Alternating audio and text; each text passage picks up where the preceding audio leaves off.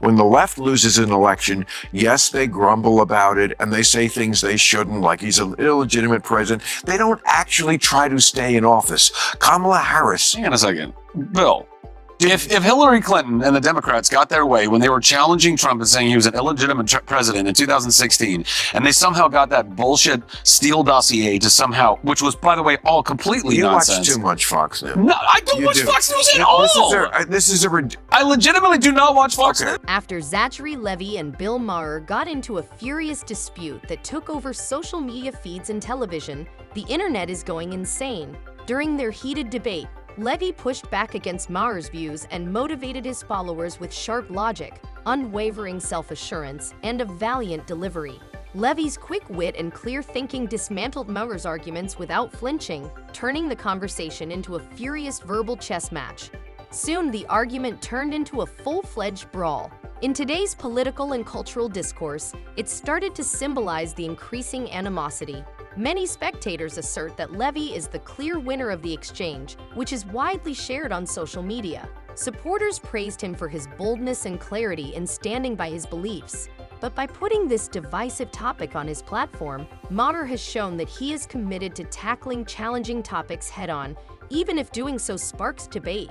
Regardless of your stance on Maher-Levi or your preference for a good-spirited argument, you should watch this debate television. Beyond merely differing opinions, it provides insight into the cultural divide affecting current public discourse. This isn't just another celebrity dispute, for sure.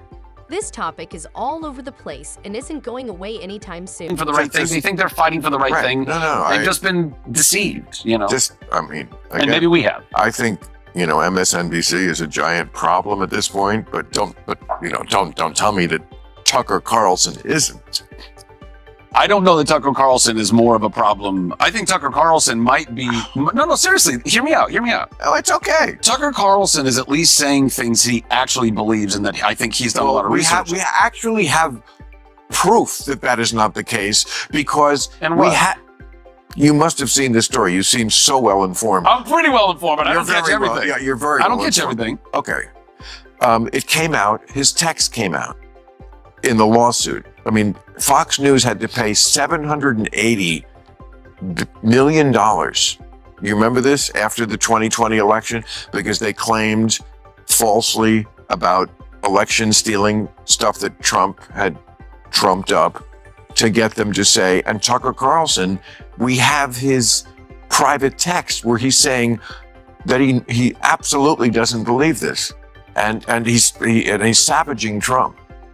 So that's how we know he's full of shit, because we have it. We have the actual text in complete diametrically opposition to what he was saying on the air about, Dominion voting systems and all this bullshit that they tried to. And again, this is the main difference between the left and the right here. When the left loses an election, yes, they grumble about it and they say things they shouldn't, like he's an illegitimate president. They don't. Because he is so focused on his own vision, Bill Maher appears incapable of seeing the wider picture. Despite the political right's many issues, Maher often conveys the idea that the left is always correct. He portrays their actions as always appropriate and untouched by criticism, even when they experience losses like losing elections. But let's be honest, that is just not the case. Think about how, after Donald Trump won the 2016 election, the left pushed the Russia conspiracy idea nonstop. His administration was tarnished by a number of impeachments, ongoing probes, and poor DOJ choices. Fear drove these activities more than goodwill before Trump was even sure to be the next Republican nominee. The left isn't always right in practice. Sometimes they have acted in ways that are comparable to, or worse than, the rights on the Tucker Carlson case. I have to admit that the information that has been made public doesn't appear very trustworthy. It would be a serious issue if Carlson was deliberately spreading false information while saying something else in the background. We shouldn't, however, pretend that Fox News is the lone offender.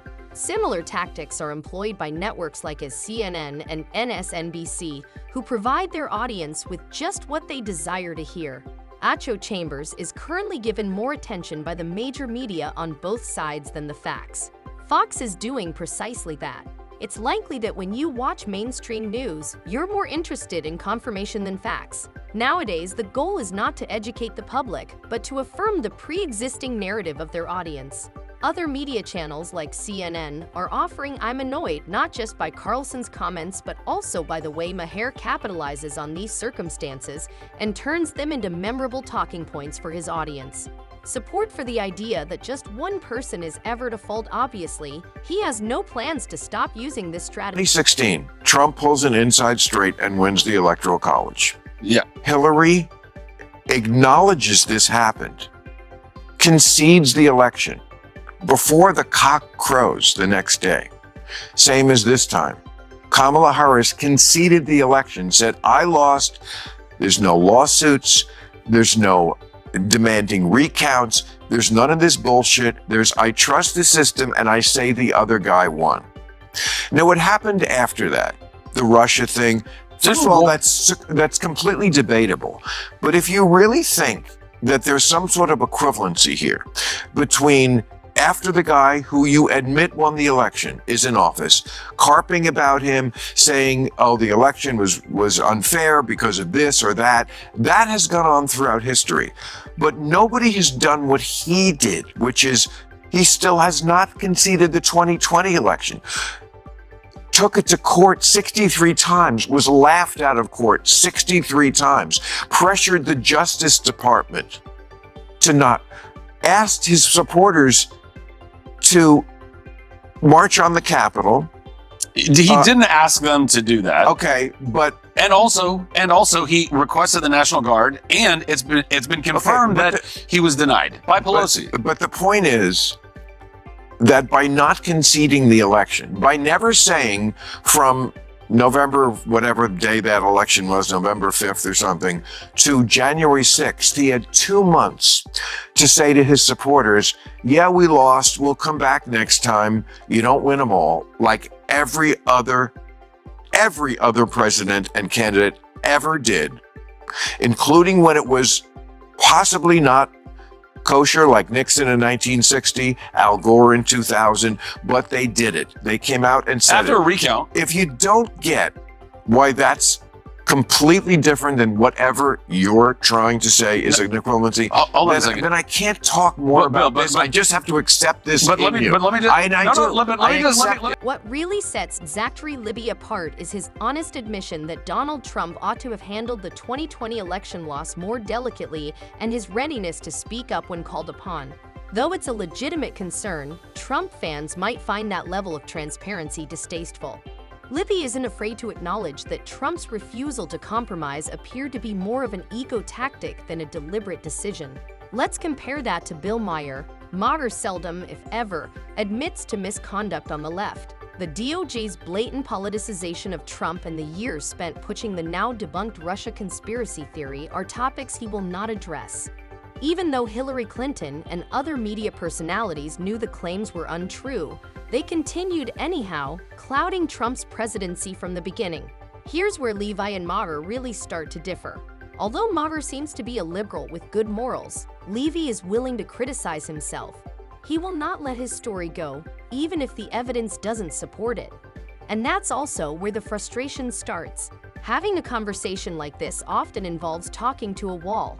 Although it's wonderful when someone like Levi challenges Maher's assertions and draws attention to their shortcomings, it's not often